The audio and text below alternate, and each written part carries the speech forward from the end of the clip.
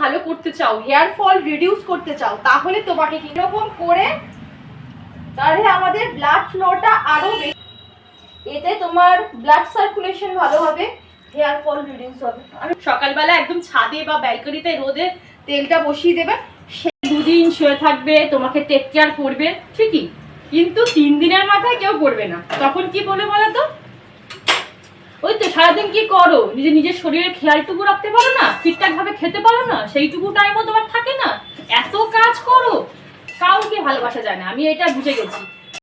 আর যে জিনিসটা দেখানোর জন্য তোমাদের ওখানে যাচ্ছি সেটা হচ্ছে এই দেখো, ও ওয়াও ওয়াও, কি সুন্দর ফুটেছে দেখো, অপূর্ব অপূর্ব। এই দেখো, এটাকে ধুতরা ফুল বলে বোধহয়, না না কি বলে ভুলে যাই, ফুলটার নামটা আমরা শুধু ভুলে যাই, পেটে আসে মুখে আসে না।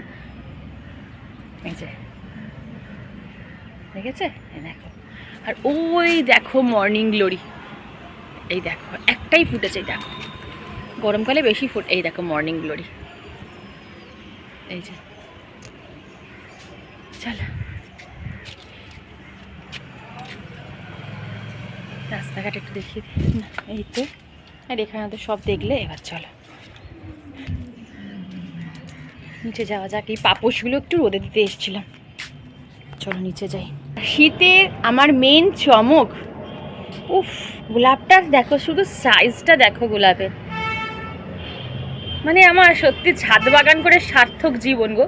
মানে আমি যদি ছাদ বাগান না করতাম, সত্যি কথা আমি জানতাম না যে এত সুন্দর হয় নিজের হাতে তৈরি করলে, এত আনন্দ হয়। হালকা, আমি তো ফোকাস করতে পারছি কি জানি, বুঝতে পারছি না আমি নিজেই, দেখো শুধু।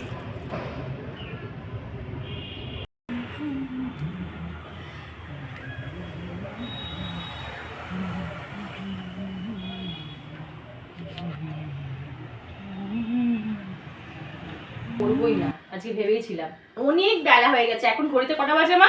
12:15। 12:15 থেকে আমি আজকে ভিডিও শুট করছি।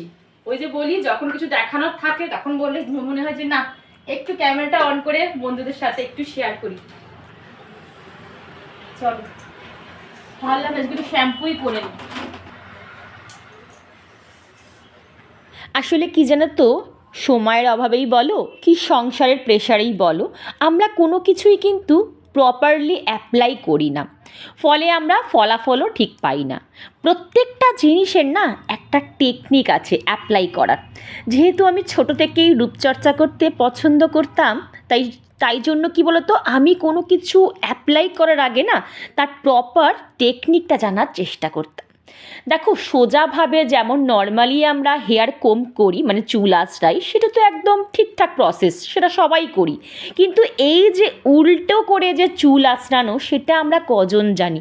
হ্যাঁ, আমার অনেক বন্ধুরা নিশ্চয়ই জানো, কিন্তু এই উল্টো করে যদি তুমি রুট থেকে আর হেয়ার লেন্থ অবধির মোটা দাঁড়ের কোম দিয়ে যদি তুমি চুল প্রত্যেক দিন সারাদিনে একবার যদি এইভাবে আঁচড়াও, এতে তোমার ব্লাড সার্কুলেশন ভালো হবে, তোমার চুলের গোড়া মজবুত হবে, তোমার স্প্লিটিং, মানে তোমার যেটাকে বলে যে গোড়া ডগ ফাটা, সেই ডগ ফাটা কমে যাবে।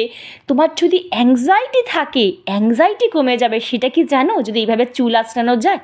তারপরে যদি তুমি এই রকমভাবে হট অয়েল মাসাজ করো, সে যে কোনো অয়েল একটু গরম করে যদি মাসাজ করতে পারো, তুমি দেখবে তোমার আস্তে আস্তে, দেখো একদিনে কিন্তু কোনো কিছু হয় না, সব কিছুই না একটু ধৈর্য ধরে করতে হবে। তুমি যদি কন্টিনিউ আমি যেভাবে বললাম এইভাবে প্রসেসে যদি তুমি হেয়ারটাকে ঠিকঠাকভাবে মেনটেন করতে পারো, বিশ্বাস করো তোমার হেয়ার কিন্তু অনেক ভালো থাকবে। হয়তো দেখবে তোমরা নিশ্চয়ই বুঝতে পারছো, আমার চুল কিন্তু অনেক ছোট। হ্যাঁ, আমি বলি না যে আমি যেটুকু পারবো যত্ন করতে, আমি সেইটুকুই রাখার চেষ্টা করি, কিন্তু আমার হেয়ার গ্রোথটা ঠিকঠাক আছে। সকালবেলা রোদে দিয়ে দিয়েছি, একদম সানলাইটে যেটা হিট হয় সেই তেলটাই মাসাজ করছি, এটা আরো ভালো। সকালবেলা একদম ছাদে বা ব্যালকনিতে রোদে তেলটা বসিয়ে দেবে, সেই যে গরম তেল, ওটা আলাদা, ওটা আরো ভালো, ওটা প্রপার সানলাইটে হিট হওয়া। চলো, হয়ে গেছে মাসাজ, আর যেটুকু বাকি আছে সেটা বাটিতে নিয়ে করে নেবো। ভালো করে মাসাজ দিয়ে চুলটাকে বেঁধে নেব।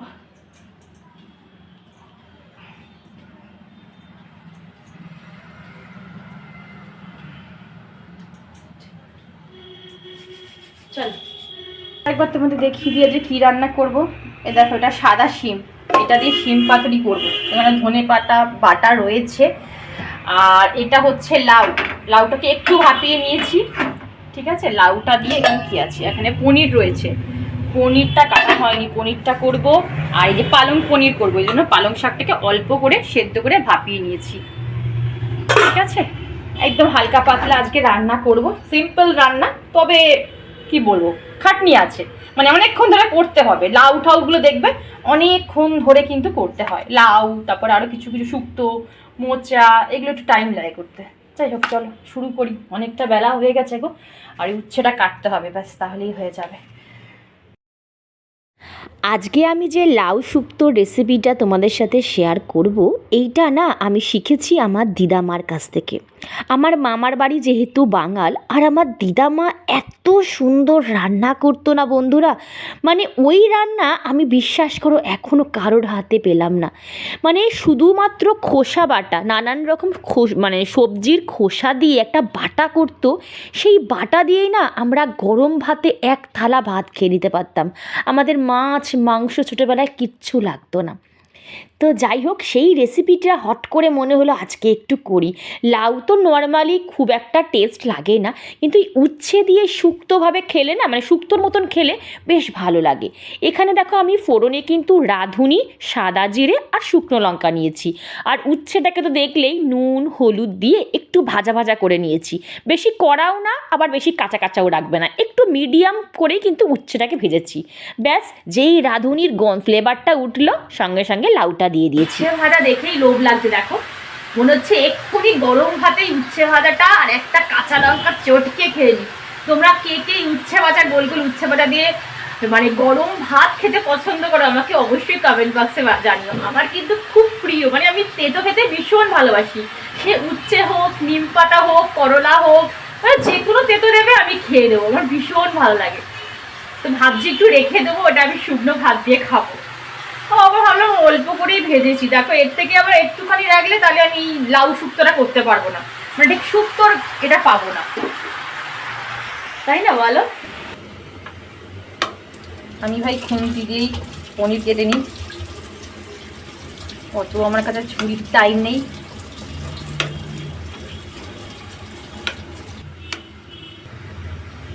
কোনটা খারাপ হলো বলো, ঠিকঠাকই তো হলো খুন্তি দিয়ে, তাই না বলো। চলো,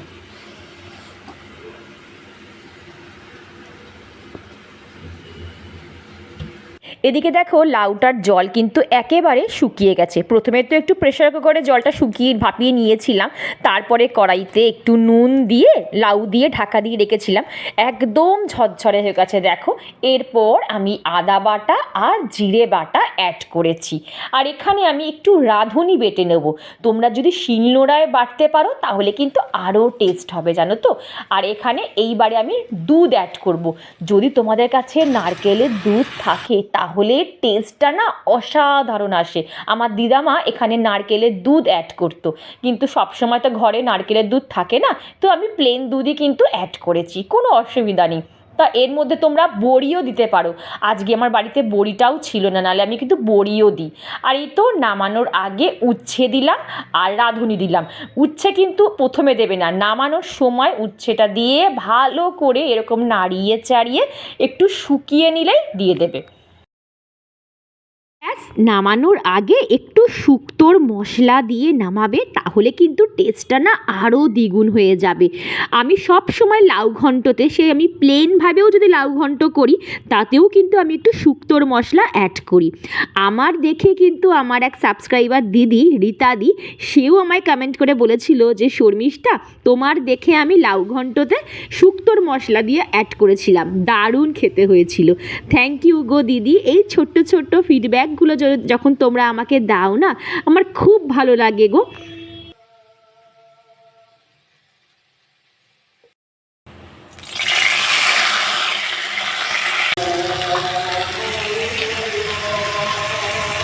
জানি না ঈশ্বর কোনোদিনও তোমাদের সাথে আমার দেখা করাবে কি না, মানে সামনাসামনি দেখা হবে কি না আমি সত্যিই জানি না, কিন্তু চোখে না দেখেও কি করে আমি তোমাদের এতটা ভালোবেসে ফেলেছি সে আমি নিজেও জানি না। যখনই নতুন কিছু ট্রাই করার চেষ্টা করি বা নতুন কিছু করার চেষ্টা করি, আমার শুধু মনে হয় যে না, ক্যামেরাটা অন করে আমি আমার বন্ধুদের সাথেও শেয়ার করি, যদি আমার দুটো বন্ধুর উপকারে আসে। মানে একদম ওয়েদার খুব খারাপ, এখনো পর্যন্ত রোদ ওঠেনি, একটু রোদ ওঠেনি, কি ঠান্ডা হাওয়া দিচ্ছে, বাপরে বাপ। হ্যাঁ,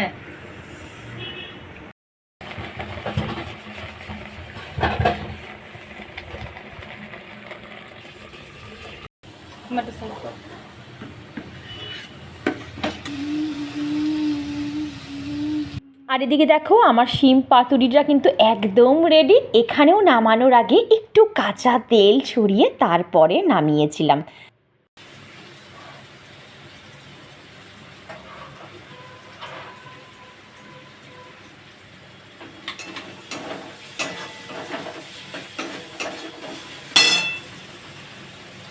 আমাদের গৃহিণীদের এক্সট্রা করে তো কোনো টাইম হয় না খাবার, তো আমি কি করি, এই রান্না করতে করতেই সময় পেলে হাতের সামনে যে কোনো একটা ফল, দেখবি আমরা অর্ধেক মানুষ ফলটাকেই অ্যাভয়েড করি, ও ফল আবার বসে খাবো অত সময় কোথায়, কিন্তু একটা ফল আমরা রান্না করতে করতেও, টিভি দেখতে দেখতেও, মোবাইল দেখতে দেখতেও আমরা খেতে পারি।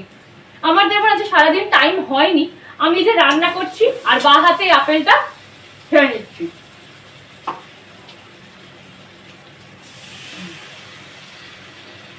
নিজেকে ভালো রাখতে হবে ভাই, কারণ আমি যদি সুস্থ না থাকি, আমি যদি ঠিক না থাকি, আমাদের সংসার টোটালি অচল।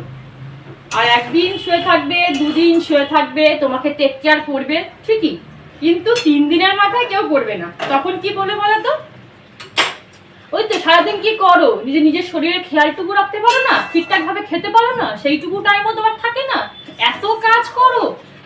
এই সব কথা আমি আমার কথা বলছি না, আদার্স অনেকের কাছে আমি শুনি যে এইসব বলে তার হাজবেন্ডরা বা বাড়ির লোকরা।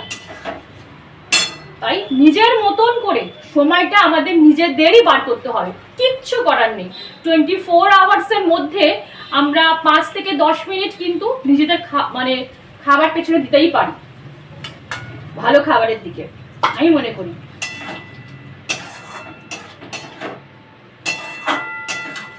নিজেকে ভালো না বাসলে কাউকে ভালোবাসা যায় না, আমি এটা বুঝে গেছি যে নিজেকে যদি যে ভালোবাসে সে সবাইকে ভালোবাসতে পারে, আর নিজেকে যে অ্যাভয়েড করে, নিজেকে যে ইগনোর করে, সে কাউকে ভালোবাসতে পারে না।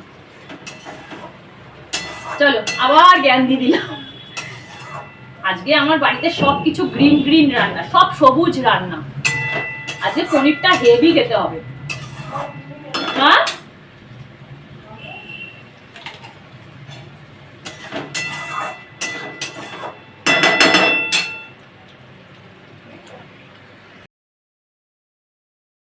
আর এই দেখো কথা বলতে বলতে কিন্তু আমার পালং পনিরটা একেবারে রেডি। আজকে পালং পনিরটা কেন জানি না একটু অদ্ভুত টাইপের টেস্ট হয়েছে, ভীষণ টেস্টি। আমার মেয়ে তো বলছে মা আজকে পালং পনিরটা ভীষণ ভালো হয়েছিল, কিন্তু রেসিপিটা তোমাদের সাথে আজকে শেয়ার করতে পারলাম না। নামানোর আগে না একটু কসুরি মেথি ভালো করে ক্রাশ করে দিয়েছিলাম আর একটু বাটার দিয়ে নামিয়েছিলাম, ওফ ব্যাপক খেতে হয়েছে। আর এই তো রান্না বান্না কমপ্লিট, ব্যাস এখানে এই কয়েকটা বাসনগুলো মেজে নিলেই কিন্তু হয়ে যাবে। তোমরা তো জানো আমি ঘুরতে ফিরতে রান্না করতে করতে কিন্তু বাসনগুলো আগে থেকে মেজে রাখি। নিজের হাতে মাজলে না, নিজেরা যদি কড়াই মাজো দেখো পুরো চকচক হচ্ছে, হয়ে যাচ্ছে মা, কি পুড়ে ছিল, পুরো তেল গড়িয়ে গড়িয়ে চলে এসছে, কিন্তু দেখো টেকনিক আছে, পরে বলবো একদিন। চলো বন্ধুরা, এখন ঘড়িতে বাজে 1:00। আমার রান্না বান্না কিন্তু সব কমপ্লিট হয়ে গেছে, এই যে দেখতেই পাচ্ছ সব কমপ্লিট হয়ে আমি ঢাকা দিয়ে রেখে দিয়েছি। বাসনও মাজা কমপ্লিট হয়ে গেছে, আর মাও আজকে আমাকে অনেকটা করে হাতে হাতে করে দিয়েছে, যেমন ধনে পাতাটা বেটে দিয়েছিল, তারপর পালং শাকটা সেদ্ধ করা হয়ে গেছিল, তো মোটামুটি অনেকটা এগিয়ে রেখেছিলো বলে আজকে আমার হার্ডলি আধ ঘন্টার মধ্যে 30 মিনিটের মধ্যে আমার রান্না কমপ্লিট হয়ে গেছে। 3-4 প্রকার রান্না করেছি, 30 মিনিটের মধ্যে আমার কমপ্লিট হয়ে গেছে। তো যাই হোক, পরে তোমাদের দেখাচ্ছি। আর কি বলতো, আজকে প্রচণ্ড হাওয়া দিচ্ছে, মানে সেই গঙ্গাসাগরের হাওয়া যেমন হয় ঠিক তেমন দিচ্ছে, জানো তো। আর আমার কি বলতো, আমি না শীত সহ্য করতে পারি, তুমি যতই ঠান্ডা পড়ুক আমার কোনো অসুবিধা নেই। সারাদিন জল ঘাটতে বলো, আমি জল খেতে নেবো। কিন্তু এই যে হাওয়াটা, এই হাওয়াটা যদি আমার মানে গায়ে মাথায় লাগে, তারপর ধরো এই মাথায় যে আমি তেল মেখে আছি, বা ধরো ফেসে যদি কোনো ফেস প্যাক মেখে থাকলাম, ধরো কোনো ঠান্ডা টক দই মাখলাম, বা কোনো কিছু ঠান্ডা জাতীয় জিনিস মাখলাম, বা কোনো ফেস প্যাকও যদি আমি 10 থেকে 15 মিনিট আমার ফেসে অ্যাপ্লাই করে বসে থাকি, আমাকে আর দেখতে হবে না মাইগ্রেনের। আমি জানি আজকে আমার মাইগ্রেনের ব্যথা উঠবেই উঠবে, কারণ আজকে আমি তেল মেখে অনেকক্ষণ মাথায় রেখে দিয়েছি। যাদের এই মাইগ্রেনের সমস্যা আছে না, তাদের শীতকালটা না খুব চাপের হয়ে যায়, জানো তো, ঠিকঠাক থাকা। কারণ এই ঠান্ডা হাওয়া দিলে, ধরো একটু বাইরে ঘুরতে গেলে যে হাওয়াটা লাগলো, এসেই একদম মাথা যন্ত্রণা শুরু হয়ে যাবে। তারপর ধরো এই যে কিছু মাথায় তেল মেখে রাখলে মাথা যন্ত্রণা শুরু হয়ে যাবে। ফেসে কিছু মাখা যাবে না, তাতেও মাথা যন্ত্রণা শুরু হয়ে যাবে। কোন দিকে যাবে বলো তো এই মাইগ্রেনের রুগীগুলো। তো যাই হোক, বক বক করে নিলাম। চলো তোমাদের একবার আমি রান্নাগুলো দেখিয়ে দিই। চলো, তো চলো, এই যে এখানে হচ্ছে ধনে শিম পাতুরি করেছি। আর এখানে কালকে একটু মুগের ডাল ছিল, সেটা হাজব্যান্ডের হয়ে যাবে, জানো তো, ওই জন্য ও তো মুগের ডাল খায়। আর এখানে রয়েছে শসা আর হচ্ছে টক দই। আর জানো তোমরা, রসুনটা আমার হাজব্যান্ড প্রত্যেক দিন খায়, সেটা রয়েছে। এখানে রয়েছে লাউ শুক্তো, উচ্ছে দিয়ে যে লাউ শুক্তোটা করেছিলাম সেটা রয়েছে। আর মা এখানে দেখি, আর এখানে রয়েছে পালং পনির, একদম ধোয়া ওঠা পালং পনির। সব কিছু আজকে আমার ঘরে মানে ম্যাক্সিমাম গ্রিন গ্রিন। চলো, আচ্ছা তোমরা আমায় কমেন্ট করে অবশ্যই বলবে যে তোমরা শীতকালের সপ্তাহে কদিন শ্যাম্পু করো। আমি 2 থেকে 3 দিন শ্যাম্পু করি, তোমরা কদিন শ্যাম্পু করো অবশ্যই কিন্তু কমেন্ট বক্সে বলবে। আর এই 2 দিন ধরে যা ঠান্ডা পড়েছে। সবচেয়ে বড় কাজ কি বলতো, সবচেয়ে বড় কষ্টের কাজ কি শীতকালে? স্নানটা ঠিক আছে, স্নান তো অনেকে কাঠ স্নানও করে, সেটা না, কিন্তু বল সবচেয়ে কঠিন কাজ কি শীতকালে? মাথায় শ্যাম্পু করা। আমি তো ভাবি যাদের বড় চুল তারা কি করে শ্যাম্পু করে রে, তারা কি করে করে, যাদের কোমর অব্দি চুল। এই চুল নিয়ে আমার অবস্থা খারাপ। ভাবছি ভয়েস কাট করবো, বুঝেছিস?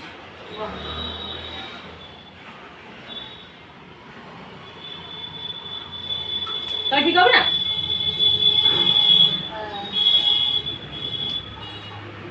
তো বন্ধুরা, ভিডিওটা না আমি আর বেশি দূর টানতেই পারলাম না, আমার প্রচণ্ড কাশি হয়েছে, তেমন গলায় ব্যথা, বেশি গলায় তো প্রেশার দিতেই পারছি না। তো আমি ভয়েস ওভার দেবো কি, আমি যে ভয়েস ওভারটা আমার 40 থেকে 45 মিনিট লাগে, সেটা আমার 1.5 ঘন্টার ওপর লেগেছে জানো। বারবার করে কাশছি, জল খাচ্ছি, তারপর ভয়েস ওভার দিচ্ছি। আমি বুঝতে পারছি আজকে ভিডিওতে তেমন কিছু শেয়ার করতে পারিনি, কিন্তু কি করব বলো, এক দিন তো এরকম হয়ে যায় না, কারণ শরীরের আগে আমরা কিছুই করতে পারবো না। তো চলো, দেখা হচ্ছে নেক্সট ব্লগ।